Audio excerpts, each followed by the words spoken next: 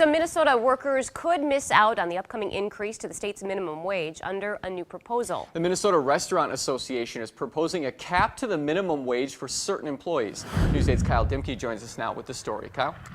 The Minnesota Restaurant Association wants to keep the minimum wage for a tipped employee at $8 an hour. Last year, Minnesota's minimum wage rose from $7.25 to $8. It will rise again this year from to $9, and then in 2016 rise another 50 cents to $9.50 an hour. One Winona restaurant says the proposal would help business.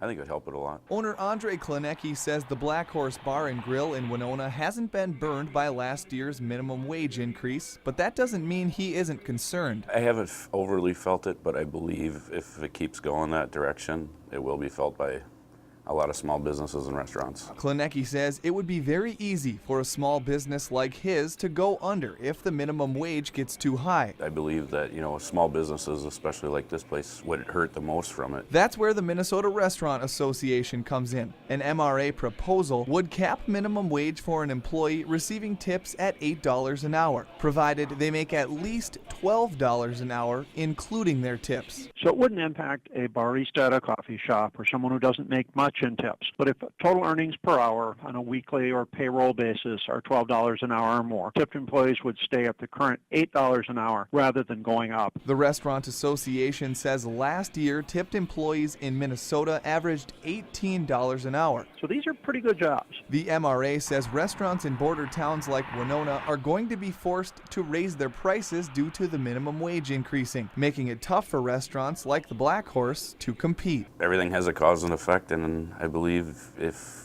minimum wage did up, prices have to go up. The Restaurant Association uses Washington and Oregon as examples of why it's important to recognize tips as income.